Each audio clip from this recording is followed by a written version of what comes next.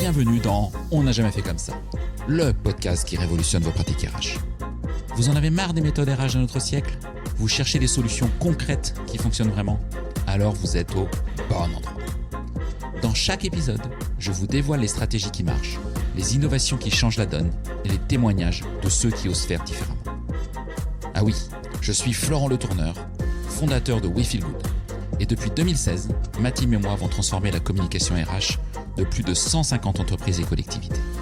Notre mission ? Vous donner les clés pour attirer les talents, fidéliser vos équipes et booster l'engagement.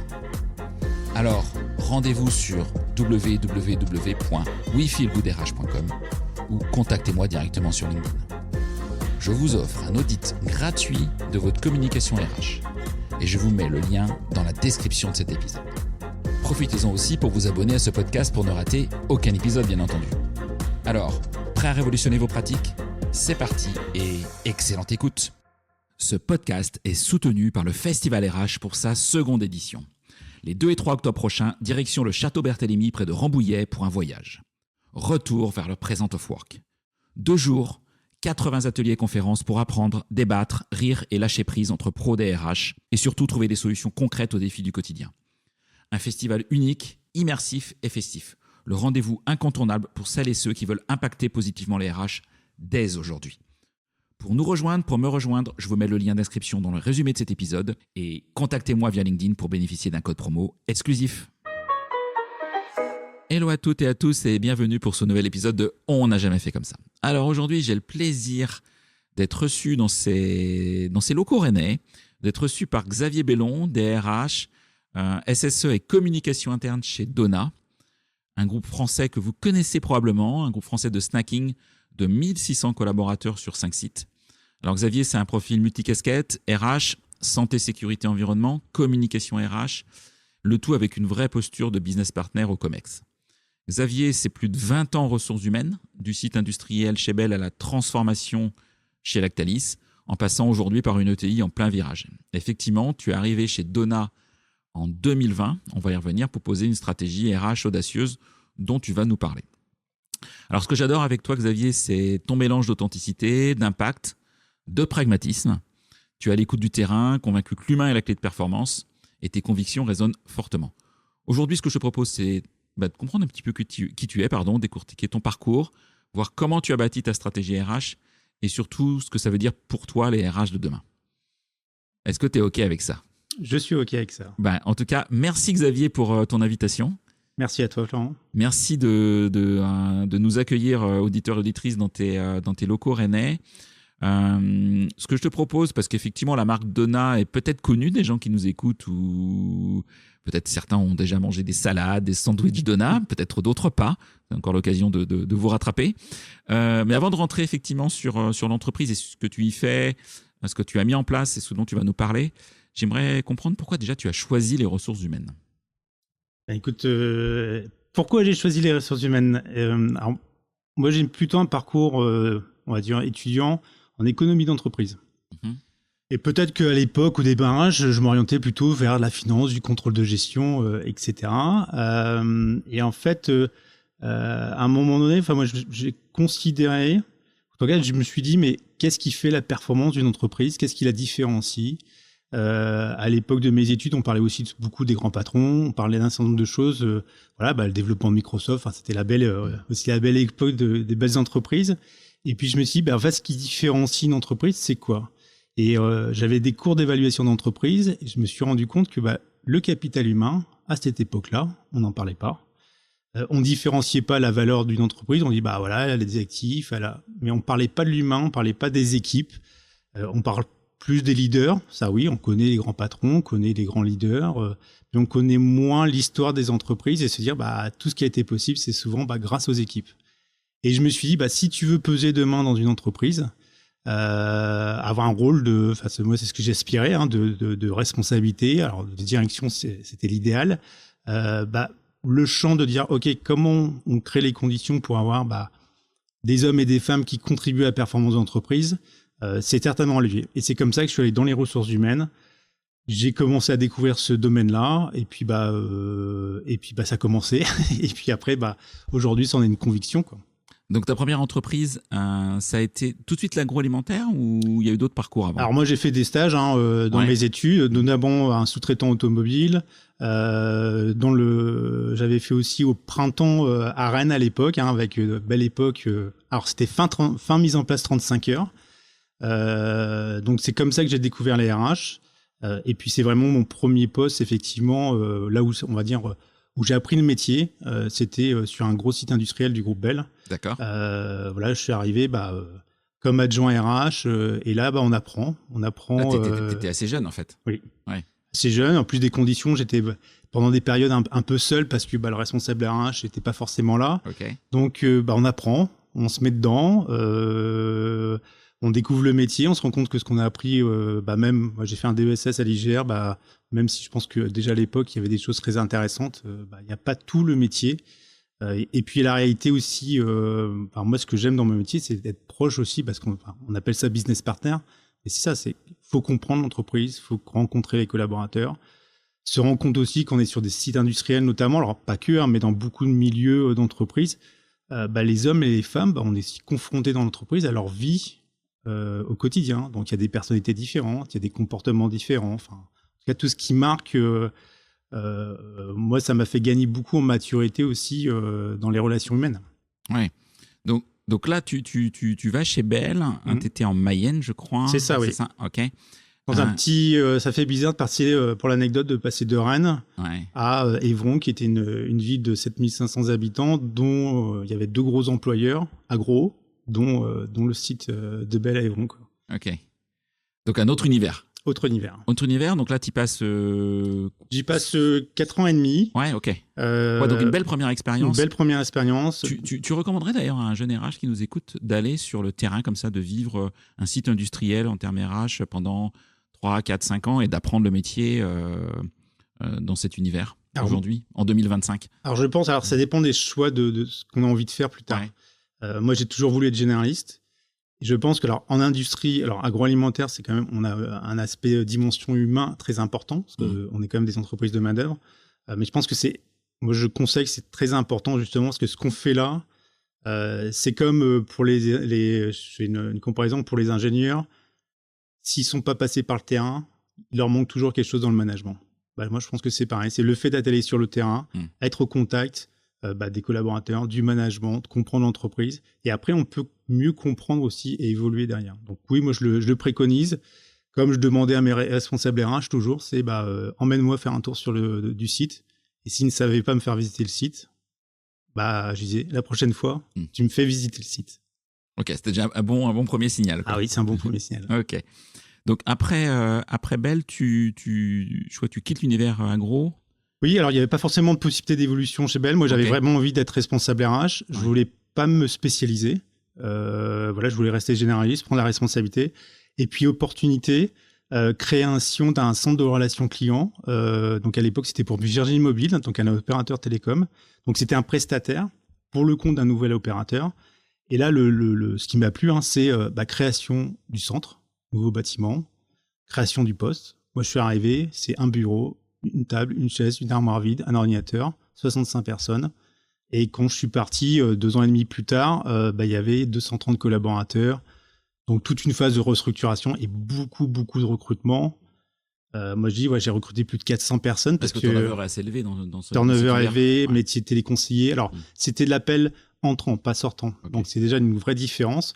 Mais moi, j'ai aussi découvert, parce que proche du terrain, je faisais partie du comité de direction, donc je faisais les astreintes, les permanences, que le centre était ouvert jusqu'à 22h le soir, le samedi, le dimanche. Donc moi, je passais le samedi régulièrement, le dimanche. Et comme un manager, qu'est-ce qu'on fait ? On se met sur le plateau, on se met en écoute pour voir ce qui se passe, pour voir quand on a des conseillers qui sont en difficulté, pour entendre le client. Et je peux vous dire qu'à l'époque, peut-être que c'est plus comme ça maintenant, mais à l'époque, sous le coup de 19h30, 20h, le client était extrêmement difficile. Et c'est là où on a travaillé, notamment, faut former. Donc c'est là où moi, je me suis rendu compte de l'importance qu'on veut amener des personnes sur nos métiers. Il faut vraiment bien les former en méthode, en culture. Culture, là, dans ce cas-là, culture client. Parce Virgin Mobile à l'époque avait une identité très forte. Par exemple, on demandait au client est-ce qu'on peut le tutoyer. Parce qu'à l'époque, quand on remonte, c'était vraiment très différenciant. Et en fait, il fallait à la fois donner aux collaborateurs ce côté culture client et culture d'entreprise, valeur d'entreprise. Et ça, c'était difficile. Beaucoup de gens pensaient, moi régulièrement, je disais non, tu n'es pas salarié de l'opérateur, tu es salarié de l'entreprise. Ok. Donc, ok. Et ensuite, tu rejoins Lactalis. Et ensuite, je rejoins Lactalis. J'avais déjà eu des premiers contacts à l'époque quand j'étais dans le groupe Bell. Ça, c'était voilà. Ouais. Et pour l'anecdote, je souhaite mes vœux pour la nouvelle année à des personnes que j'avais croisées chez Lactalis. Et puis, la remise en relation se fait. Et donc, je prends la responsabilité d'un beau site du groupe Lactalis, un site industriel. Donc, qui faisait plus de 300 personnes et aussi avec une grosse zone de collecte. Donc là, j'ai découvert notamment, pour ceux qui connaissent, le métier de chauffeur-amasseur de lait et aussi une proximité encore beaucoup plus forte avec le monde agricole. Et je pense que c'est aussi important. Enfin, c'est ce que. Alors, je fais le lien tout de suite avec Dodin, mais je suis aussi très attaché moi à ce côté, agricole, origine France. L'agroalimentaire, c'est nourrir, tout le monde. Et l'amont, c'est l'agricole, quoi. Et le lien, il est quand même important. Et je pense que c'est important de faire. D'avoir ça. Pas oublier que sans agriculteurs, on n'est pas bien, quoi. On n'est pas bien. Et l'origine France, je pense que ça peut faire partie aussi des convictions qu'on peut avoir. Ok. Donc là, tu exerces chez Lactalis, où au passage, on se croise tous les deux parce que j'y ai travaillé 3 ans. Tout à fait. Voilà. C'est comme ça qu'on s'est connus, pour que tout le monde soit bien au courant de l'histoire. Et puis ensuite, donc là, tu fais quoi, 8-9 ans, toi, chez Lactalis? Je fais quasiment presque une dizaine d'années avec des évolutions régulières. Hein. Moi, j'ai aussi, alors, chez Lactalis, j'ai beaucoup appris aussi le métier parce que, et c'est ce que je différencie entre l'ETI et les grands groupes, c'est que dans les grands groupes, en général, il y a une expertise métier. Donc moi j'ai travaillé sur beaucoup de projets, j'ai pu évoluer à la fois sur site, à la fois sur des postes de siège, découvrir d'autres métiers. C'est aussi important, pas faire que de l'industrie, ça vient d'aller travailler avec d'autres métiers, voir qu'il y a d'autres problématiques, d'autres modes de fonctionnement. Travailler aussi sur les relations sociales, parce que sur mon dernier poste c'était la joint venture avec Nestlé, hein, donc il y avait des sites historiques Nestlé, donc autre culture, et puis avec un gros enjeu à l'époque, c'était de négocier, alors on appelle ça aujourd'hui un APC, mais c'était l'équivalent, c'était de mettre en place des nouveaux statuts qui permettaient quelque part d'avoir des statuts, des pratiques sociales proches de celles de Lactalis. Parce que celles de Nestlé étaient plus favorables, mais ce qui faisait aussi peut-être que Nestlé avait plus la compétitivité qu'il devait avoir. Ok. Et là, parce que tu aimes bien alterner, agro, non-agro. Après Lactalis, tu retournes dans un autre secteur d'activité, non-agro. Non-agro, industriel. Toujours industriel, par contre. Industriel, oui. Et là, tu étais chez qui exactement? Alors, c'était donc là, c'est un vrai pari quand même, parce que quand on est chez Lactalis, moi, je voulais faire, je pense, ma carrière, mon parcours. Et moi, j'avais très belle entreprise, je confirme. Voilà, on peut y faire une superbe carrière en France, à l'étranger. Des métiers d'RH expertise, des métiers d'RH de généraliste. Il y a tellement de choix possibles que c'est hyper intéressant. Ça a été un vrai choix, moi, dans mon parcours. C'est que moi, je souhaitais être DRH, alors pas pour le titre, et peut-être qu'un jour, j'aurais été chez Lactalis, mais ma question n'était pas là, c'est de me dire, moi, ce que je souhaitais, c'est d'être beaucoup plus proche du décisionnel. Et chez Lactalis, c'est un très grand groupe. Devenir DRH du groupe, voilà, c'est peut-être un autre monde. C'est une pyramide, hein. Voilà, c'est une pyramide, il n'y en a qu'un. Et j'avais envie, justement, et peut-être aussi dans ce relationnel où on peut dire, je suis très proche du dirigeant, je suis encore proche du terrain, parce que c'est pareil, si on est des organisations très importantes, on s'éloigne du terrain.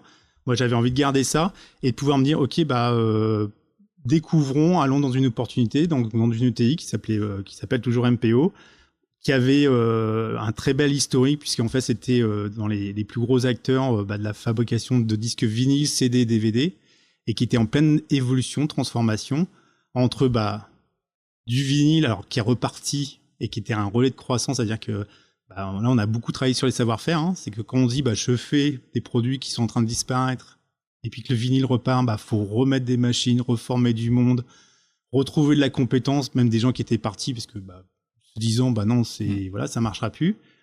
avec des personnes qui ont aussi vécu une décroissance forte, parce que au beau jour du CD-DVD, l'entreprise allait très très très bien. Et forcément, oui. Voilà. Et en parallèle, développer une autre activité qui était celle du packaging, notamment pour le monde de la cosmétique. Donc en fait, l'entreprise avait déjà un savoir-faire en packaging pour le monde du disque, et l'idée c'était de le transférer vers de la cosmétique. Donc par contre, nouveaux métiers, nouveaux clients, développement, et puis moi j'ai aussi beaucoup sur ce poste-là, ce que j'ai appris, et c'est la différence je pense entre un groupe et une ETI, c'est que dans un ETI, quand on est proche de la direction, proche de la vie d'entreprise, on se rend compte que, un peu comme un entrepreneur, dans un grand groupe, on est très protégé, on se rend pas toujours compte des réalités économiques, concurrentielles, et là on voit, c'est là où j'ai pour la première fois vraiment vu que la trésorerie c'était très important. La concurrence avec l'étranger, en termes de main-d'œuvre. Voilà, moi j'ai fait des parcours, on était plutôt France, beau groupe, la main-d'œuvre c'était un coût, normal comme tout le monde, mais là c'est, voilà, moi je le vivais, c'est qu'on se dit, en Tchécoslovaquie, le taux horaire il est 3 à 4 fois plus faible qu'en France, quand vous faites un devis, c'est impactant. Voilà. Et qu'on dit, autrement on peut aller faire en Chine. Donc c'était comment on fait en France, comment on propose des solutions aussi aux clients. Donc moi, c'est pas moi qui proposais le devis, mais on échangeait beaucoup avec les équipes, se dire, OK, qu'est-ce qu'on doit garder en interne? Qu'est-ce qu'on doit avoir en interne qui crée de la valeur? Qu'est-ce qu'il ne faut pas qu'on ait en interne, qu'il faut qu'on preste parce que on ne saura jamais faire? Et puis se dire aussi, si ça, on essaie de le garder, on va pas le valoriser. Par contre, on va essayer de faire de la marge sur d'autres aspects où là, on sait qu'on est beaucoup plus concurrentiel que ce qui peut être fait à l'étranger. Ok, très clair. Okay. Avant qu'on parle de la suite et donc le présent et le présent et le futur chez Donat, qu'est-ce que tu vois entre le bébé RH qui est sorti, qui est allé chez Bell et puis la fin de ton expérience chez MPO, qu'est-ce que toi tu as le sentiment d'avoir plus appris en termes RH de ces plus de 15 ans d'expérience sur le terrain? Alors, ça dépend de la question qu'il y a derrière. J'aurais tendance à dire, moi, je pense que là où j'ai plus évolué, c'est en termes de posture, de compréhension de l'entreprise, aussi de ce que, en tout cas, développer ma vision de ce que les ressources humaines peuvent apporter à l'entreprise. Et clairement, de me dire, au début, on a une vision souvent très technique.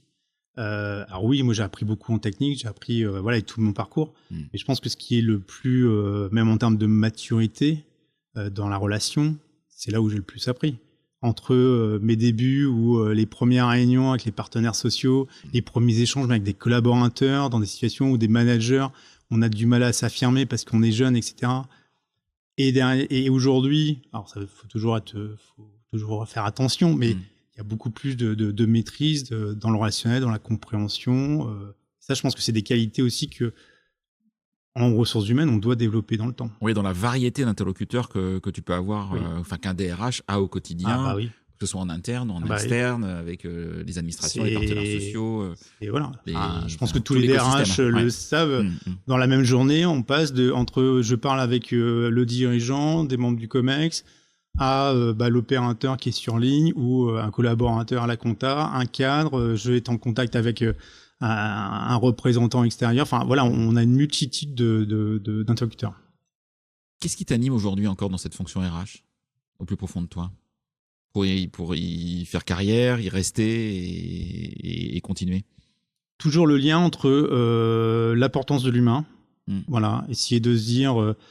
alors il y a toujours quand on parlait d'authenticité tout à l'heure, faut être clair, l'entreprise elle est là pour être performante. Moi c'est une conviction que j'ai, mais c'est pas au détriment d'eux, mais c'est dire c'est comment on met l'humain au centre pour la performance. Et c'est pour ça que ce que j'essaye de construire chez Donat, et qui je pense c'est de la complexité, mais qui est aussi notre valeur ajoutée, c'est dire pour le business, qu'est-ce que le business a besoin?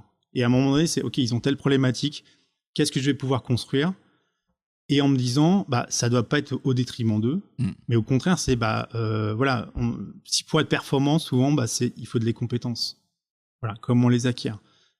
Et c'est d'avoir cette logique-là, donc à la fois très bien comprendre l'entreprise, son mode de fonctionnement, parce qu'on voit qu'elle évolue très vite, Ce que je dis, il faut avoir des convictions, mais pas de certitude. Parce que je pense qu'on l'a vécu ces dernières années.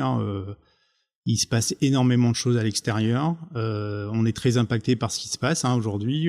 Du jour au lendemain, il peut se passer quelque chose. Donc ça peut remettre en cause même les stratégies RH qu'on a, même les envies qu'on avait. Où on peut se dire du jour au lendemain, c'est on développe, faut recruter. Puis du jour au lendemain, on dit stop, on arrête tout parce qu'il y a un problème marché, et inversement.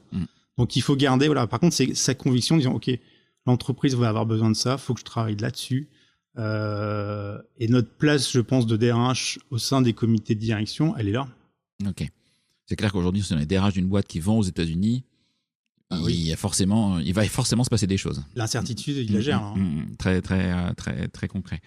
Et à contrario, qu'est-ce qui t'agace, franchement, aujourd'hui dans la fonction RH actuelle ? Ce qui m'agace, alors ce qui peut encore m'agacer, c'est quand on est encore vu ou la caricature. Oui, on fait encore de la paye, ou en tout cas, alors si on la fait pas, même si on l'a presté, il faut encore s'en occuper. Oui, il y a un cadre réglementaire. Donc on va dire, on a quand même aujourd'hui beaucoup de contraintes. Moi, je trouve que, on le voit là, le cadre réglementaire est quand même très contraignant. Et des fois, moi, je trouve qu'on passe beaucoup de temps sur ce type de dimension. Je prends un exemple sur toute la partie RSE, développement durable. Quand on voit la CSRD, on a quand même l'impression de mettre des chiffres dans un tableau. Alors que je pense que notre valeur ajoutée de DRH ou de la fonction RH, notamment sur tous les aspects RSE, développement durable, c'est dire, je reprends les 3 P, mais le P de people, je pense qu'on en est un des acteurs forts, un des leaders. Et c'est là où on doit apporter, on doit y passer du temps. Ok. Alors, on va passer à aujourd'hui, ou en tout cas depuis 2000. Je ne me rappelle plus. 2020. 2020. Ouais, donc tu as bien choisi ton timing, toi, pour intégrer une nouvelle entreprise. Plein Covid. Alors, aujourd'hui, tu es DRH, SSE, communication interne. Pourquoi ce triptyque, d'ailleurs, au sein de l'organisation Dona ? Alors, on a une particularité organisationnelle, c'est qu'on est un COMEX très restreint, puisqu'on n'est que 5. D'accord. Aujourd'hui, pour 1600 collaborateurs, c'est ça ? 1600 collaborateurs, avec une vision aussi d'organisation qui dit que on souhaite avoir des directeurs de site qui soient des vrais patrons de site. Donc, c'est pour ça qu'ils sont rattachés directement au directeur général. Et qu'on a un COMEX restreint, justement, pour garder, éviter les échelons, garder une forte proximité, parce que l'activité fait qu'on a besoin de beaucoup de réactivité. On est sur un marché, alors l'agroalimentaire, on est sur des produits frais. Donc, quand je dis produits frais, c'est qu'aujourd'hui, nous, on ne stocke pas, on a des essais très courtes. D'accord. Le marché varie beaucoup. Voilà, aujourd'hui, les sandwichs, les salades... c'est fonction de la météo, quoi. Fonction de la saison, bien évidemment, et de la météo. Et aujourd'hui, on voit bien, il fait très beau, on peut prendre sur certaines gammes 10, 15, 20% en quelques jours. D'accord. Voilà. Et donc, ce qui veut dire qu'en usine, derrière, il faut anticiper ça. Il faut anticiper. Donc, en fait, même moi aujourd'hui, comme en tant que DRH, je suis obligé de savoir, dans les usines, quand il y a des problématiques, c'est quoi les impacts ? Parce que ça peut avoir des impacts sur les organisations, sur les hommes, sur les besoins de recrutement, ou inversement, se dire, tiens, on a un problème technique, on a un problème d'approvisionnement de quoi que ce soit, ça peut avoir des impacts. Donc, on est dans une proximité opérationnelle parce que l'activité le nécessite, pour derrière pouvoir prendre les bonnes décisions et agir avec les équipes qui sont sur site. Ok. Alors, aujourd'hui, les grands défis. Les grands défis RH de Dona, quels sont-ils ? Est-ce que c'est plutôt du recrutement ? Est-ce que c'est plutôt de la feed ? Est-ce que c'est plutôt des métiers en tension ? Comment est-ce que tu travailles, toi ? Les grands défis, attirer et fidéliser. Voilà. Et j'aurais tendance à dire que de plus en plus en amont, je me dis, le plus grand défi, c'est d'avoir les compétences. Pour moi, l'enjeu majeur, il est là. C'est d'avoir les compétences en interne ou même, entre guillemets, en externe. Mais c'est comment je garantis d'avoir les compétences qui vont me permettre de. D'accord. Alors nous, de manière très court terme, je caricature, pour pouvoir produire la semaine prochaine, pour pouvoir vendre en magasin la semaine prochaine, voilà, il me faut un chef de secteur, il me faut des conducteurs, il me faut des techniciens de maintenance. Mais c'est pas que la personne. C'est aussi son niveau de contribution sa connaissance, ses compétences, pour que derrière, au-delà d'être juste avoir une personne, c'est dire, ok, il contribue, il a le niveau d'apport, de performance qui est nécessaire. Et donc, c'est pour ça qu'aujourd'hui, moi, je travaille beaucoup sur ça en disant, ok, comment je fais pour la semaine prochaine avoir des ressources. Alors, c'est plutôt mes équipes, mais aussi se dire, qu'est-ce que je fais pour dire demain, j'aurai les compétences qui vont me permettre de. Donc, à la fois en disant, on sait aujourd'hui qu'on a des métiers en tension. On sait que l'agroalimentaire a du mal à attirer, c'est historique. L'industrie au sens large. L'industrie au sens large. Moi, j'ai le regret aujourd'hui, on voit qu'il y a très très peu de formation initiale agro, à part ingénieur, mais autrement, on voit même aujourd'hui sur des niveaux bac ou même licence, il y a assez peu de formation. Peu de gens qui font le choix de travailler en agro, c'est souvent plutôt, je découvre l'agroalimentaire. Qui est quand même, et donc, il faut les former à nos métiers. Et on le voit souvent, on a une vision notamment d'industriel agroalimentaire qui dit oui, mais tout le monde peut faire ça. Eh ben non. Et il y a des vrais savoir-faire, il y a des vraies compétences qu'on a souvent, nous, sous-estimées. Alors quand vous avez une population qui est plutôt stable, ce qui a été le cas, on va dire, au début de ma carrière, voilà. Mais aujourd'hui, on voit bien qu'on a un turnover qui est de plus en plus important. Et puis, on a des métiers qui sont très exigeants. Aujourd'hui, l'agroalimentaire, c'est exigeant. La sécurité alimentaire, moi, je le dis toujours, pour avoir des produits qui sont sains, on impose à nos collaborateurs des règles d'hygiène importantes. Donc se dire, faut s'habiller, faut avoir une tenue de travail, il y a dans les ateliers une température, etc. Pareil, quand on travaille nos chefs de secteur qui vont en magasin, la GMS, on ne va pas en magasin à 11h. Le chef de secteur, il va aller avant l'ouverture pour aller voir le chef de rayon, qui n'est pas toujours disponible. Donc on va l'aider. Faut même faire de la mise en rayon des fois. Faut même faire de la mise en rayon parce que c'est le moyen de dire je fais de la mise en rayon, je t'aide, je mets en valeur les produits parce que le chef de rayon n'a pas le temps. Donc si à un moment donné le rayon est à moitié vide, le chef de secteur il va faire en sorte de dire le rayon il est plein pour que le consommateur il achète. Et puis ils vont profiter pour essayer d'échanger avec le chef de rayon parce qu'il est à côté, il va lui parler des produits. Tiens, on a un nouveau produit qui sort, ça serait bien qu'il soit dans le rayon. Tiens, je peux te le mettre là, etc. Ouais. Puis si vous le faites pas, vos concurrents vont le faire en plus. Oui.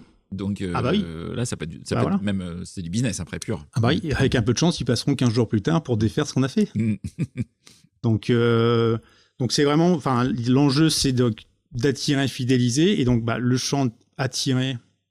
On disait tout à l'heure, on a travaillé beaucoup sur le sourcing, la marque employeur qui sert aussi la fidélisation. Et puis le levier d'après, c'est travailler beaucoup sur la partie compétences. Et tout ce qui va être autour c'est pour fidéliser. Alors là, on travaille beaucoup, notamment avec le campus, sur comment on forme nos collaborateurs. Ouais, on va y venir. Et aussi, c'est comment on crée des conditions globales sur l'ensemble des aspects pour que la personne ait envie de rester. Ok. Intéressant, tu as parlé de ce campus. Le campus d'Ona, c'est quoi concrètement et pourquoi ce projet alors ? Alors, le campus... Comment la genèse est venue et concrètement vous avez fait quoi en fait ? Alors c'est de dire on doit former nos collaborateurs à nos métiers. Voilà, aujourd'hui c'est ça. Alors à nos métiers parce que soit ils n'ont pas de formation initiale ou soit formés à notre manière de faire, à nos méthodes. Je prends par exemple quelqu'un qui rentre en opérateur de production, souvent il ne connaît pas l'agroalimentaire. Si on veut l'amener sur un poste de conducteur de ligne, il va falloir qu'on le forme. Un chef de secteur, on va plutôt recruter quelqu'un qui a souvent formation commerciale, une première expérience. Par contre, il ne connaît pas forcément nos méthodes. Oui, il a pu être chef de secteur d'ailleurs dans un autre univers. Voilà, tout à fait. Mais pas forcément. Mais pas forcément. Voilà. Et donc aujourd'hui, régulièrement, pareil sur la maintenance, on fait le constat de dire on recrute des personnes. Alors déjà, il faut les trouver. Oui, ça c'est compliqué. C'est compliqué. C'est historiquement compliqué, malheureusement. Voilà, je pense que tout le monde qui dit, si même dans toute l'industrie, si on dit trouve-moi un conducteur de ligne pour demain matin, je ne sais pas faire. Donc c'est comment on trouve des personnes. Donc là, il y a le sourcing. Mais surtout, c'est comment on les forme à nos métiers et on les forme de manière structurée. Et en parallèle, alors moi je regardais aussi beaucoup et on voit aussi beaucoup de grands groupes aujourd'hui, notamment agroalimentaires, développent leur centre de formation, leur CFA, parce qu'ils ont la taille, ils ont les dimensionnements pour le faire. Moi je me suis dit, c'est pas possible, j'ai pas créé un CFA. En plus, nos sites entre Guingamp et Chalon-sur-Saône, on va pas créer un centre de formation au milieu. Puis je me suis dit, mais en fait, qu'est-ce qui est important ? Le campus n'est pas un CFA, en fait. Le campus n'est pas un CFA. Ok. Le campus pourrait devenir un organisme de formation en tant que tel à terme. Mais moi, ma priorité, c'est justement dans la construction. On a commencé à dire, on va faire un organisme de formation interne, on va être Calliope, etc. Et on a même un écueil au début, pensé beaucoup à ça. Et je me suis dit, mais c'est quoi la priorité? C'est qu'est-ce qui est important au service du business? Si on est Calliope, c'est génial parce qu'à terme, ça garantit tout ce qu'on fait, la méthode, etc. C'est un peu le tampon de dire, voilà, on organise des formations. Ça, j'espère qu'un jour on le sera. Mais le plus important, c'est quoi? C'est dire, c'est comment on garantit qu'une personne, elle est bien formée. Oui, ta priorité, c'est pas d'en faire un modèle économique externe. C'est déjà de former les hommes et les femmes que vous avez recrutés à être efficients là où ils sont, quoi. Donc, les former de la bonne manière. Et donc là, c'est là où on se dit, le campus, c'est quoi? C'est une méthode de formation, notre méthode de formation, qui va nous permettre de former à tous nos métiers. Donc, c'est la même méthode pour tous les métiers, la même conception, basée, voilà, on n'a rien inventé, hein, on s'est appuyé sur des dispositifs de l'état d'esprit qui existent. Hein, pour ceux qui connaissent, le TSF ou je viens de perdre le nom. Mais tu peux expliquer déjà le TSF? Alors, le principe du TSF, c'est une méthode, c'est ce qu'on appelle c'est le transfert des savoir-faire. Ouais. Donc en fait, l'idée c'est de dire c'est comment en fait il y a deux concepts, c'est de dire c'est transfert des savoir-faire, c'est j'identifie les savoir-faire à transférer. Donc là il y a un travail de recensement. Derrière c'est comment je les transfère, avec quels outils, quel est le mode opératoire. Et puis après, ce qui est aussi intéressant et que nous on utilise dans notre méthode, c'est tout ce qui va s'appuyer derrière sur la partie réflexivité. C'est comment j'ai identifié les compétences. Je vais définir les documents, tous les éléments de référence pour le donner. Après, je vais former. Donc là, il faut aussi former des personnes à former et se dire, non, mais tu vas en double pendant 3 semaines, il va t'expliquer. Non, c'est pas comme ça que ça marche. C'est, tu vas être avec telle personne qui va te former sur ça, de telle manière, et on va utiliser les techniques de réflexivité, ça veut dire qu'on va vérifier que tu as bien compris. Et en te faisant notamment réexpliquer, voilà. Et donc ça, qu'on le dit comme ça, alors ceux qui font de la formation, on leur dit c'est une évidence. Oui, mais quand on est manager, quand on est sur le terrain, c'est pas une évidence. Les gens ne connaissent pas ces éléments-là. Donc on les forme en fait à avoir ces clés-là. On construit des parcours structurés pour qu'on puisse derrière les mettre en œuvre sur le terrain.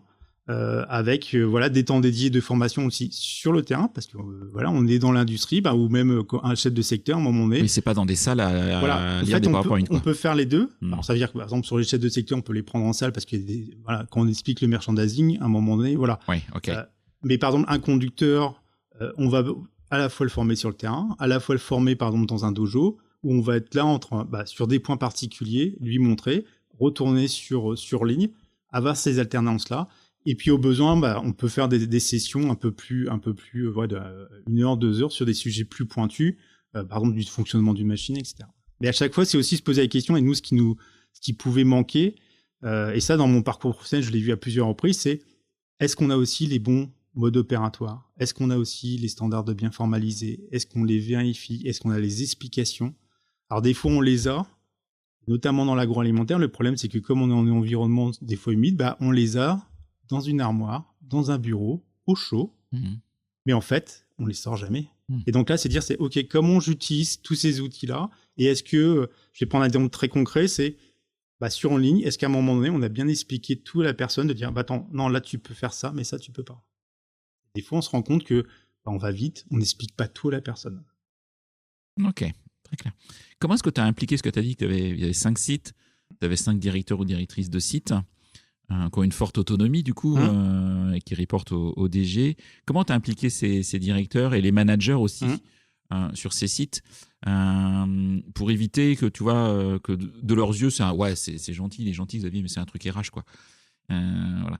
Comment est-ce que tu les as impliqués pour que effectivement ça fonctionne et que ça dure? Alors on les a impliqués, on les implique toujours. Alors déjà moi j'ai passé beaucoup les messages. De dire aujourd'hui on n'arrive pas à produire, on n'arrive pas à faire parce qu'on n'a pas les personnes, on n'a pas les compétences. Alors on peut me dire c'est de ta faute Xavier, non. Pour moi je considère que la responsabilité du manager c'est d'avoir les compétences pour faire. Donc déjà c'est un travail de responsabilisation, de dire à un moment donné, et même avec c'est des échanges aussi que le sponsoring de la direction générale, c'est dire à un moment donné on ne peut pas dire qu'on n'a pas les compétences. Donc ça devient un enjeu d'entreprise et ça fait partie de nos enjeux stratégiques, c'est-à-dire que c'est formalisé dans nos enjeux stratégiques, c'est de préserver nos savoir-faire. Ça fait partie de nos enjeux. Donc ça devient un objectif en soi, de dire Voilà, je dois avoir les savoir-faire. Derrière, c'est travailler en mode projet, comité de pilotage, en impliquant des métiers, en ayant des relais, en s'appuyant aussi sur les initiatives des sites. Ça veut dire qu'on n'est pas arrivé en disant on va tout révolutionner. Non, donc on a fait un audit, donc on s'est fait accompagner, notamment par Fabienne Noilly d'une rive à l'autre. On a fait un audit. Qu'est-ce qui existe sur site? Parce qu'ils faisaient déjà des choses, ils faisaient pas rien. Et ils se sont dit, OK, on fait un audit. On s'est aussi dit, c'est quoi la bonne méthode pour former? Voilà. Donc moi, je trouvais que entre le TSF, et j'ai retrouvé le nom, l'AFEST, la formation en situation de travail, donc une notion de réflexivité, la somme des deux, c'était certainement une bonne manière de faire. Donc ça, on l'a formalisé. On a travaillé donc avec des personnes dont c'est le métier de faire de la formation en situation de travail en termes de technique, d'animation, de pédagogie, et en impliquant aussi les personnes, on va dire, lorsqu'on a montré aussi que ça fonctionnait. Et puis d'impliquer, là, un des éléments importants, c'est qu'on a formé des formateurs métiers chez nous, on les a appelés comme ça. Donc on a bien défini les règles, qui fait quoi, qu'est-ce qu'on doit avoir. Sur chacun des sites, du coup? Sur chacun des sites. Donc ça veut dire qu'aujourd'hui, on a dans notre comité de pilotage, on a plusieurs métiers de représentés. Par exemple, pour le métier industriel, j'ai un directeur de site qui représente le métier industriel et qui a fait aussi, parce que lui est convaincu, a fait aussi le lien avec ses homologues. Parce que sur son site, il dit, regarde, moi j'ai fait ça, déjà ça m'apporte ça. Voilà, donc c'est toujours la force de l'exemple. On a fait ça, ça fait ça. Et on met aussi en relation, c'est que moi je me suis dit, nos lignes, elles sont pas si différentes que ça. Donc peut-être qu'un site qui est très en avance, parce que plus de maturité, va pouvoir aussi me proposer, dire, tiens, moi j'ai fait ça. Ah ouais, c'est hyper intéressant. Attends, je vais m'en inspirer. Et donc on va gagner du temps. Et je pense que c'est en impliquant, de manière très pragmatique, il faut accepter, moi, je vois, à des moments donnés, ça se passe pas toujours comme on aurait aimé, comme on avait mis dans son petit fichier Excel, où on se rend compte qu'ils font pas toujours comme on aurait voulu, mais des fois c'est très intéressant. Il y a même des fois des choses, on a des très belles découvertes. Ah tiens, là-bas ils font ça, c'est hyper pertinent. Utilisons, dupliquons-le. Donc on marche aussi beaucoup comme ça. Ça marche là-bas, montre-le, dupliquons-le, parce qu'on voit que c'est une bonne pratique et opérationnellement ça marche. Donc en sus de l'enjeu de formation et de compétences, ça permet d'améliorer aussi les manières de faire, de produire et la rentabilité aussi de l'entreprise de toute façon. De toute façon, du bout, quoi. Et la transversalité, on a mis aussi en contact des personnes de sites différents qui se voient pas forcément souvent et qui échangent beaucoup plus aussi, mais sur leur dimension problématique très technique, opérationnelle. Ok. Est-ce qu'à date, vous mesurez déjà les effets du campus? Ou est-ce que c'est encore trop tôt? C'est encore trop tôt parce qu'aujourd'hui on travaille beaucoup, donc on est sur la phase de formation métier. On a formé nos formateurs métiers, un premier groupe, on a un deuxième groupe qui commence. On a rédigé des parcours de formation. Alors ce qui était bien, moi j'avais imposé notamment de dire voilà, l'objectif c'est sur ces deux métiers-là qui sont les métiers qu'on recrute le plus, il faut les parcours. Et alors c'est un élément, moi je trouve déjà de réussite, c'est qu'on a déjà sur d'autres métiers les parcours sont en train d'être construits. C'est-à-dire que la démarche, alors moi je l'ai expliqué en convention CAGE, j'ai beaucoup communiqué dessus, mais la démarche en fait a plu à d'autres métiers. Et moi quand j'ai un métier, ils ont été demandeurs en disant moi j'ai envie de commencer par décrire mon référentiel de compétences, parce que la base c'est ça. C'est pour former, il faut savoir quelles compétences on a besoin. C'est pas très clair chez moi, c'est quoi les compétences en fait dont j'ai besoin. Donc on les aide à ça. Et là, c'est le manager qui est demandeur, c'est le responsable de. Donc on l'aide. Puis derrière, je construis mon parcours. Et ça, je pense que c'est déjà un élément de réussite parce que ça veut dire qu'on a convaincu de la nécessité d'eux. Ok. Le campus, tel que tu l'écris, c'est un levier clairement d'attractivité. Oui. Comment est-ce que tu relis ça à votre marque employeur aujourd'hui? Un des piliers de notre marque employeur, c'est l'envie de progresser. Donc notamment, alors quelque part les trois piliers peuvent s'appliquer, puisque aujourd'hui on a travaillé ensemble, mais voilà, on a construit une marque employeur autour notamment de trois piliers. Et puis un slogan, c'est ici tout commence en équipe. Et les trois piliers, c'est l'envie de progresser, une entreprise en mouvement, et le plaisir d'être ensemble. Et en fait, je trouve que le campus, ça représente ça aussi, c'est dire l'envie de progresser. Si on me forme sur mon premier poste ou les postes après, c'est-à-dire qu'on dit aussi, ça permet de dire, tu rentres opérateur, on va te former, par exemple, sur un poste d'approvisionneur. Puis après, on peut te former sur un poste de conducteur. On te donne de la lisibilité, une évolution possible. Ce qui peut aussi permettre de fidéliser. Je pense aussi que on a des personnes qui ne restent peut-être pas chez nous parce que c'est pas confortable. Lorsque vous arrivez dans une entreprise, on vous accueille. Aujourd'hui, on sait qu'on accueille bien. On a fait des baromètres, on fait des questionnaires, on fait notamment en interview, on fait des entretiens de départ. Okay. On sait qu'on accueille bien.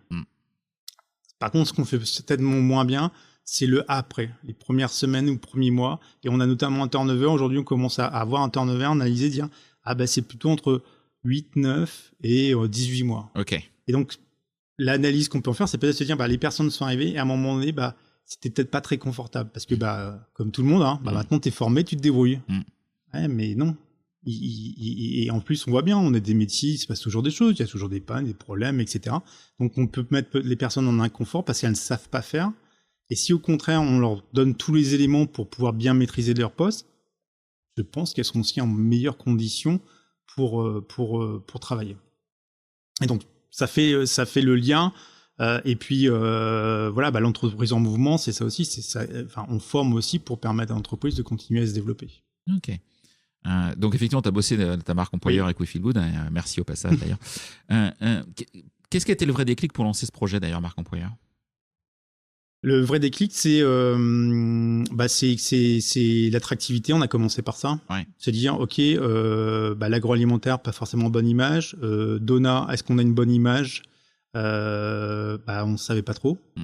Et puis on s'est dit aussi, si on veut attirer, comment on va attirer? Et moi, la volonté, c'était de me dire aussi, on le voit bien aujourd'hui, qui parle de mieux de l'entreprise que les collaborateurs. Donc on s'est dit, c'est comme ça, c'est aussi comme ça qu'il faut qu'on arrive à expliquer qui on est pour donner envie aux personnes de se dire, tiens, ça peut être intéressant, et j'ai envie de m'inscrire dans la durée et pas juste, allez, je fais une mission de passage. Et vous n'avez pas juste besoin de capitaliser sur la marque Donat, parce que la marque Donat, vous avez la chance que ce soit votre marque RH, mais aussi votre marque commerciale, grand public. Et juste jouer sur la marque grand public, c'était pas suffisant en attractivité? Alors, la marque grand public aide pour la reconnaissance. C'est-à-dire que quand on dit Donat, Donat, voilà. Et donc, ça donne aussi une question de dire, c'est une entreprise qui est assise, qui a une taille, etc. Okay. Par contre, entre l'image de la marque, et j'aurais tendance à dire, et même des fois, ça fait partie d'échanges avec des équipes marketing, c'est entre la publicité, qui est très bien faite, qui est une publicité, et la réalité. Ce qui est important, c'est qu'on parle aussi des conditions de travail, de l'emploi. C'est de l'authentique, du vrai. De l'authentique. Et on s'appuie sur les deux. Mais en tout cas, on peut dire, je suis fier de travailler pour Donat parce que c'est la marque, mais on voit bien aussi qu'il y a beaucoup de gens qui sont pas toujours dans le cadre professionnel attachés à la marque. Ils vont être attachés, moi je pense à l'équipe, ils vont être attachés aux produits qu'ils font, et c'est ça qu'il faut valoriser aujourd'hui. Les deux sont importants, les deux sont utiles, mais je pense que travailler sur sa marque employeur, c'est aussi dire, nous on a eu la réflexion de dire, c'est travaillons aussi autour de nos bassins d'emploi. Parce que vos bassins d'emploi, ce qu'on n'a pas dit, c'est qu'ils sont plutôt ruraux. Oui. Majoritairement. Aujourd'hui, on prend plutôt ruraux avec des taux de chômage qui sont faibles. Okay. Aujourd'hui, mis à part le site qui est à Laon, dans l'Aisne, on est sur des bassins d'emploi avec 6-7% de taux de chômage, qui malheureusement... Donc inférieur à la moyenne nationale. Voilà. Et puis, on sait bien dans les 6-7% de taux de chômage, là, on a creusé un peu l'analyse du taux de chômage. On sait qu'il y a une partie des chômeurs qui ne pourront pas travailler chez nous. Donc, ça veut dire que c'est des bassins d'emploi qui sont assez restreints et concurrentiels.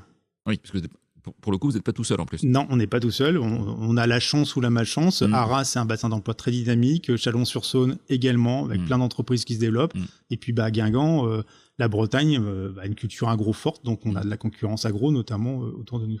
Donc, il fallait aussi... Nous, on a aussi besoin, par la marque employeur, de comment on se différencie des autres. OK. Est-ce que tu as rencontré... D'ailleurs, la question porte et sur la marque employeur et aussi sur le campus. Pour moi, c'est un point important. Est-ce que tu as rencontré en interne des freins, des résistances sur ces sujets de marque employeur et ou de campus? Et si oui, comment tu les as levés, toi et tes équipes? Alors, de résistance, on ne me l'a pas dit. Ok. Non, après, c'est plutôt les questionnements qu'il y a eu, où c'est dire, par exemple, c'est, oui, mais marque employeur, mais on a déjà une marque, faut pas que ce soit incohérent ou incompatible. Oui, mais on forme déjà. Non, mais on fait déjà des choses en formation. Vous avez déjà une intégration. Voilà, on a déjà une intégration. Le campus pour l'intégration. C'est ça qui est important, c'est quand on dit le campus, on ne sait pas, hier on faisait rien et aujourd'hui on fait tout. Non, on faisait des choses, mais on faisait pas tout ce qu'il faudrait, ou on faisait pas toujours bien. Et pas de la même manière sur tous les sites. Pas de la même manière sur tous les sites. Et surtout, c'est qu'il y a des étapes qu'on ne faisait pas. Et voilà, et je prends l'exemple, c'est que vous pouvez avoir la meilleure personne qui quand on dit par exemple, je mets quelqu'un en doublon, il va être en doublon. Ah tiens, telle personne, elle est là depuis 15 ans, elle connaît hyper bien le poste, elle va te montrer. L'intention est bonne. La personne va faire tous ses efforts pour pouvoir transmettre ce qu'elle sait. Mais est-ce qu'on est sûr qu'elle sait ce qu'elle doit transmettre? Quand?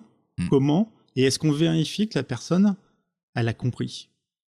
Et ça, le campus, c'est ça, c'est d'apporter ça.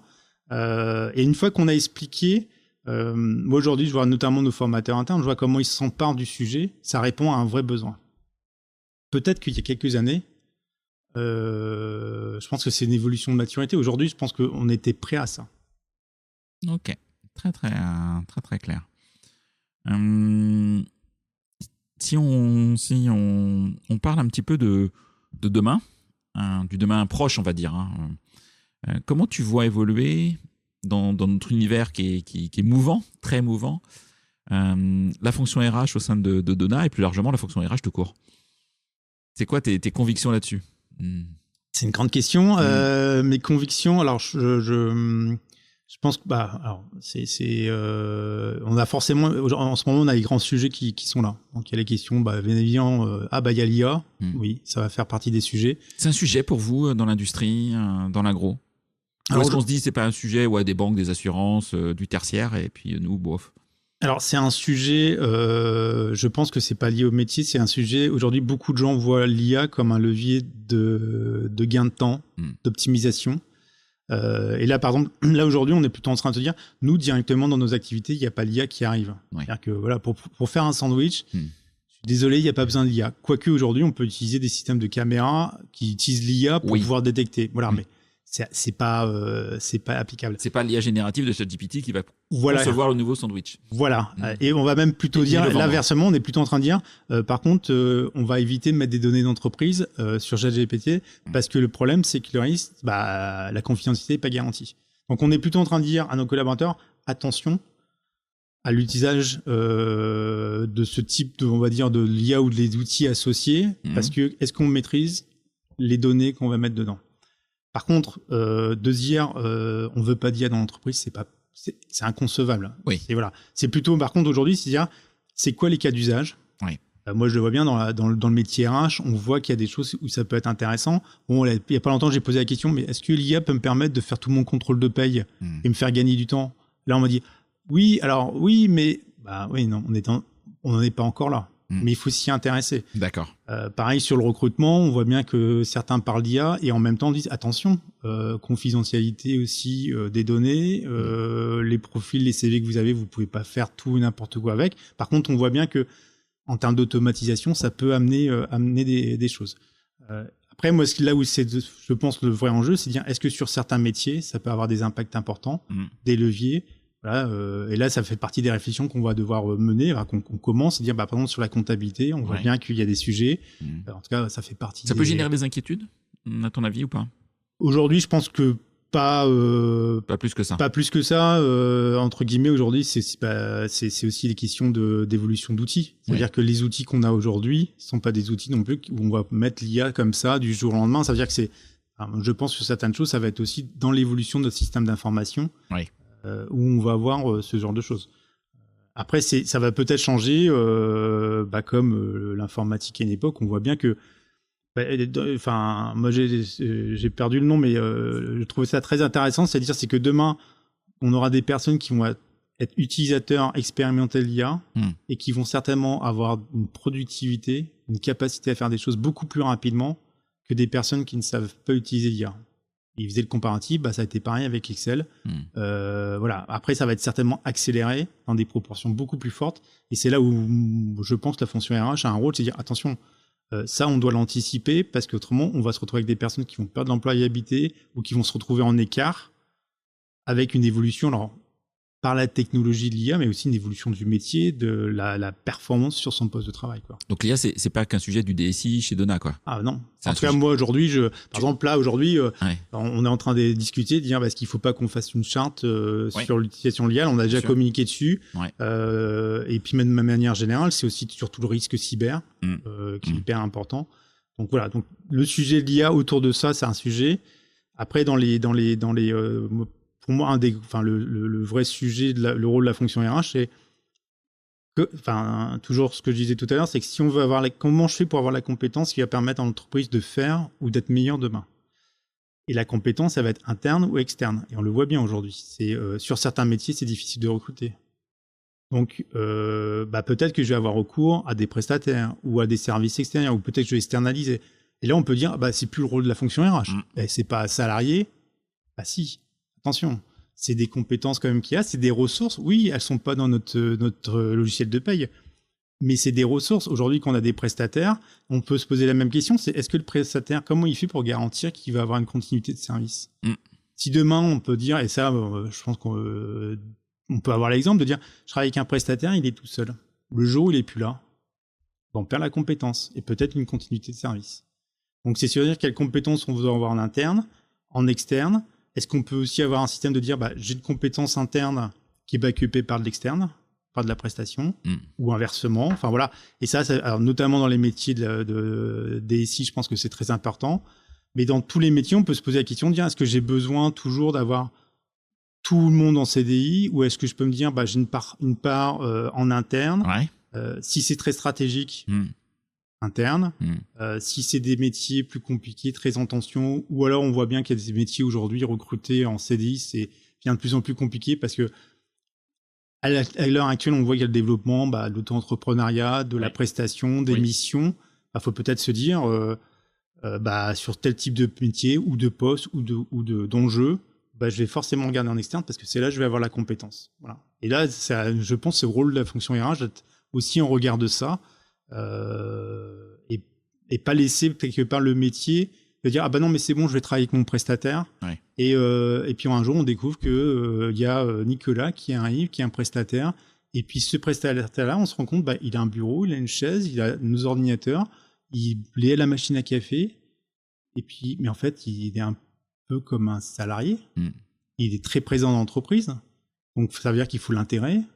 Faut peut-être alors c'est pas notre salarié, mais il vit dans notre espace, il vit dans nos équipes.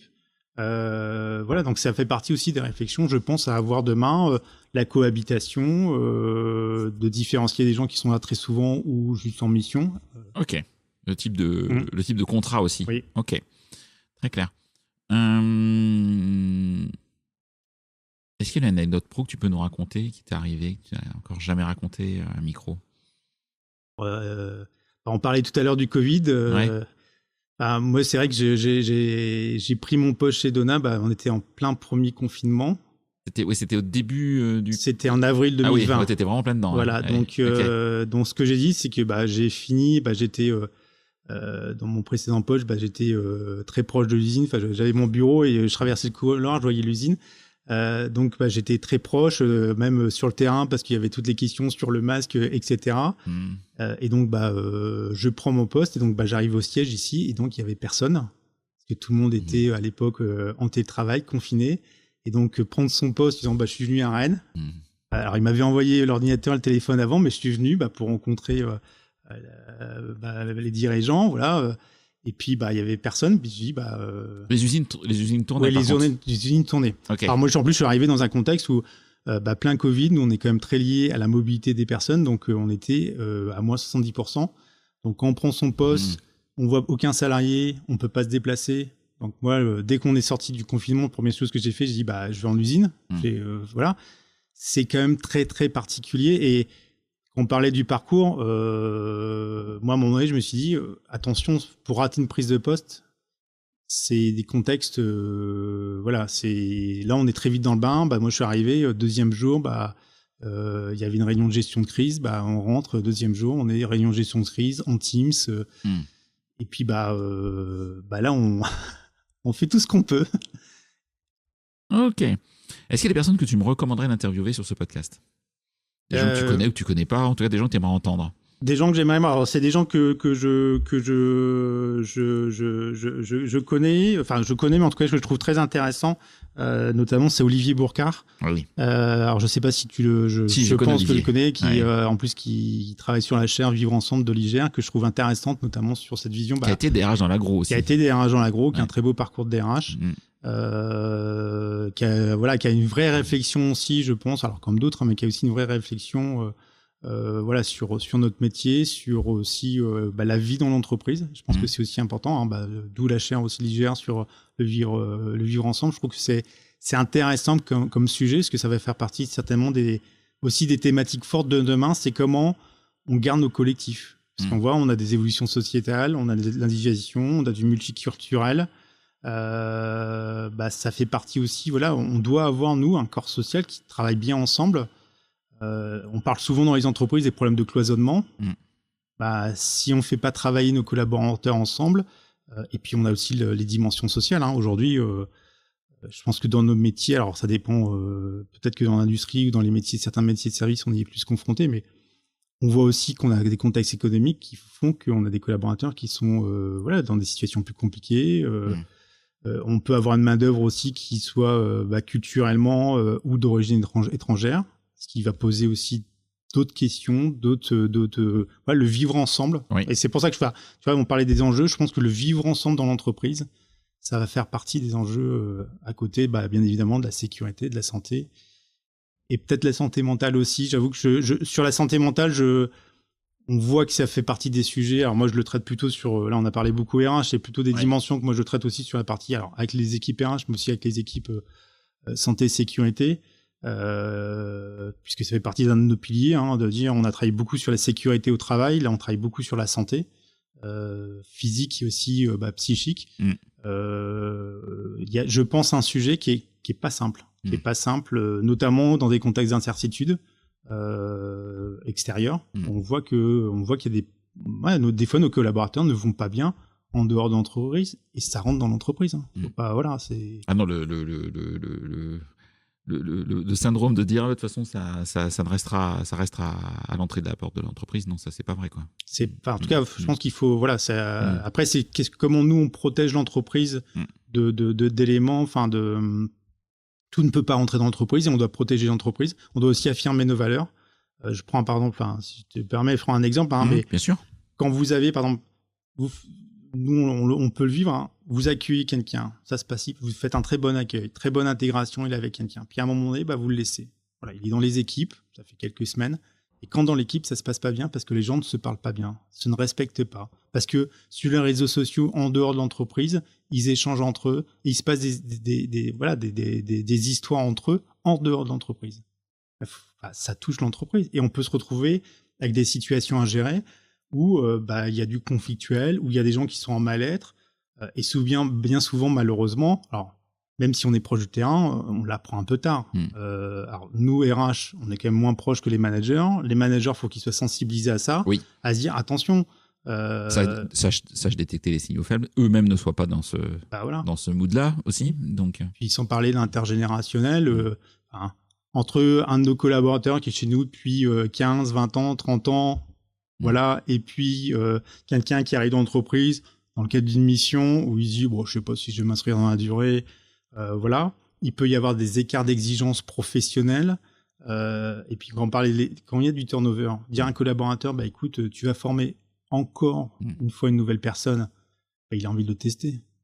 C'est humain de dire écoute, on va déjà voir comment il va passer les premières heures, les premières journées, et je verrai. Et tout ça, ça fait partie aussi des choses. Et ça, c'est la vie de l'équipe. Ça veut dire que c'est pas. On peut avoir un très bon manager, un très bon parcours de formation, la vie dans l'équipe, en salle de pause. Typiquement, le campus va pas remplacer ça. Va pas remplacer ça. C'est une complémentarité, mais c'est pas à la place d'eux. Ok. Donc, et juste pour finir, j'étais en train de lire un livre justement sur formation des pilotes de chasse et mode de fonctionnement. Et il y a une phrase que je trouvais très intéressante qui disait c'est pas la personne qui s'intègre à l'équipe, c'est l'équipe qui intègre la personne. Et ça, c'était la culture qu'ils avaient notamment dans l'armée. Puis en plus, et quand je l'ai lu, je me dis mais aujourd'hui, on dit à la personne intègre-toi dans l'équipe. mais on se pose pas forcément la question de dire, ok, est-ce que l'équipe intègre la personne? C'est-à-dire qu'il faudrait demander aux collaborateurs de dire, bah, est-ce que tu te sens intégré? Parce que si l'équipe a pas envie d'intégrer, bah, la personne, la mayonnaise va pas prendre. Va pas prendre. Elle pourra faire tout ce qu'elle veut, puis en plus, voilà. Donc c'est important aussi qu'on fasse comprendre à nos collaborateurs, et ça fait partie aussi de la marque employeur, je pense. Ça fait partie des démarches qu'on a de communication, de management, dire. Ah mais ça j'en suis convaincu, tu vois, quand on parle de recrutement et d'intégration, la caricature, bah, c'est le problème de la RH, mais pour moi, le recrutement et l'intégration, c'est tout le monde. C'est bien sûr les ressources humaines, l'équipe recrutement s'il y en a une, c'est les managers, mais c'est aussi les collègues. Ils vont peut-être pas participer activement à la décision de recrutement, mais par contre, ils peuvent peut-être faire visiter les locaux, ils vont participer à l'intégration. Donc la réussite d'une démarche de recrutement jusqu'au bout, jusqu'à la validation de la période d'essai, elle concerne tout le monde dans l'entreprise et pas juste Xavier dans son bureau de DRH, quoi. Ah, tout à fait. Hein. Et puis, il y a un vrai rôle, et c'est aussi une culture d'entreprise, et ça fait le lien avec les valeurs. Enfin, je pense que c'est ça. Enfin, derrière, on reboucle. Je pense que tout ça, c'est un. Quand on parlait de stratégie, enfin, pour moi, la stratégie RH, elle est très globale là-dessus. Enfin, l'enjeu aujourd'hui d'une fonction RH, c'est de. Ce qui est compliqué, c'est de dire, bah, je dois être sur tous les sujets qui vont de comment je vais chercher mon candidat là où il est. Donc, ça veut dire que ça va me faire remettre en cause tous mes modes de fonctionnement, mes pratiques. Peut-être que demain, je vais encore recruter autrement. Et peut-être aussi recruter des personnes qui sont différentes des profils que j'avais l'habitude d'avoir. Donc là, on parle diversité, d'inclusion, de capacité. À des aspects, on en parlait, très, parce que ça c'est aussi très fibre chez moi, très business partner, de vision organisationnelle, de qu'est-ce que j'ai besoin comme compétences. Et derrière, je renoue l'ensemble avec l'ensemble de mes actions, de dire, ok, maintenant, comment je construis de la formation, de la fidélisation, la revue des talents, enfin, tous les outils RH aujourd'hui qu'on a, parce qu'on a quand même beaucoup d'outils RH, comment je les mets en œuvre de manière pragmatique, et puis avec les moyens qu'on a, hein, parce que c'est pareil. On voit bien qu'on parlait l'IA. Moi, j'espère que demain, ça va nous faire gagner beaucoup de temps dans la fonction RH. Va falloir voir. Ok. Mais comment tu fais ta veille, toi, aujourd'hui? Est-ce que tu prends le temps de la faire déjà? Et si oui, comment tu la fais? Alors, T'arrives à la faire? J'arrive à la faire. Après, je pense que je suis passionné par les ressources humaines. Donc, je lis beaucoup, en fait. LinkedIn, on voit beaucoup de choses. Moi, j'essaie de regarder aussi beaucoup. Alors, je fais une veille, je lis aussi monde agroalimentaire. Bien sûr, moi, j'attache aussi beaucoup d'importance. Je regarde quelques rapports de la Banque de France, notamment sur les évolutions d'indicateurs économiques. Ça peut être utile des fois pour sur l'évolution de l'agroalimentaire, sur comprendre un peu l'évolution du marché, ce que ça permet d'expliquer aussi derrière en interne. Après, classiquement, tout le juridique, nous, on a l'abonnement Elnet, on a fiducial pour la paye, etc. Et puis, je me rends compte de plus en plus, j'utilise beaucoup LinkedIn, pas encore l'IA pour le faire, parce que ça permet, en tout cas, c'est souvent dire, tiens, ça me permet de pas rater quelque chose. Ok. Et après, je me dis, tiens, ce sujet-là, et là, je vais le creuser. Par exemple, on prend l'exemple, transparence des rémunérations. On a les premiers articles. Ok, ça permet de lire. Puis après, on prend le sujet. Et là, quand on prend le sujet, travail de fond. Travail de fond après. Voilà, c'est un travail de fond. Et c'est comme ça que je le fais. Puis après, j'essaie de lire régulièrement. J'offre un livre tous les ans à mes équipes. Alors là, t'es sur quoi, là, en ce moment? Alors là, je lis. Alors, j'ai offert. Alors, tous les ans, je change un peu de thème. Donc là, la dernière fois, j'avais offert un livre, c'était sur le management bienveillant des équipes. La fois d'avant, c'était RH 2030. Et puis là, j'hésite sur le prochain, c'est le livre de Bernard Coulati. Qui est passé, j'avais entendu. Qui est passé sur mon podcast. Voilà, donc ça sera peut-être celui-là ou. Excellent livre. Sur les visions un peu plus soit management, parce que je pense que c'est aussi très important. Le livre, c'est Engagé pour transformer. Engagé pour transformer. Tout à fait, ouais. Donc, excellent livre qu'on ne peut que recommander. Je suis en train de le lire, donc je te le dirai une fois que j'ai fini. J'ai pas encore fini de le lire. Ok, extrêmement chouette. Écoute, je pense qu'on a fait à peu près le tour. Sinon, si nos auditeurs veulent te contacter, par LinkedIn. LinkedIn. Tu réponds. L'idée, c'est pas que tu sois envahi par tous les tous les prestataires RH qui veulent te vendre des choses et Dieu sait que je sais que ça peut être compliqué quand on est DRH en ce moment. Voilà. Et après, si on a envie de rejoindre Donna, ou s'intéresser à Donna, beaucoup de choses. Enfin, vous avez un site carrière de toute façon. On a un site carrière, on a un site internet, bien évidemment. Voilà, site carrière avec nos offres d'emploi. Après, on organise. Alors, si c'est plus en proximité des sites, on organise très régulièrement des sessions de recrutement où on fait découvrir l'entreprise. Donc voilà, on a les outils habituels des réseaux sociaux, donc on peut nous contacter. Mais le site carrière, ça fonctionne bien. Ouais. En tout cas, un grand merci Xavier pour ta disponibilité, pour ton temps, pour ta parole. Est-ce qu'il y a un dernier message que tu veux transmettre ou on plie? Écoute, on a vu partager beaucoup de choses, mais non, écoute, c'était un grand plaisir de pouvoir échanger avec toi. Ça aide aussi à réfléchir sur notre métier. Je trouve ça intéressant parce qu'on est quand même beaucoup dans le quotidien, hein. On est très sollicité. Je trouve que la fonction RH est très sollicitée quand même. Et tant mieux, ça veut dire que. Mais c'est intéressant aussi de se réinterroger sur ce qu'on fait et pourquoi on le fait. Ok, ce sera le mot de la fin en tout cas. Merci Xavier, à bientôt. Merci à tout le monde et merci pour votre fidélité. Et j'espère que vous prendrez plaisir sur cette nouvelle saison à découvrir de nouvelles personnes que vous ne connaissez pas forcément. Voilà, à bientôt. C'est terminé pour ce bel épisode. Merci de l'avoir suivi en entier. Pour ne pas rater le prochain, d'ailleurs je prépare plein de chouettes entretiens pour ces prochaines semaines, abonnez-vous à On n'a jamais fait comme ça. C'est le bouton Suivre sur Apple Podcast ou s'abonner simplement sur Spotify. N'hésitez pas également à mettre 5 étoiles si vous avez apprécié ce podcast et à me contacter via LinkedIn pour tout commentaire ou toute suggestion d'invité. À bientôt.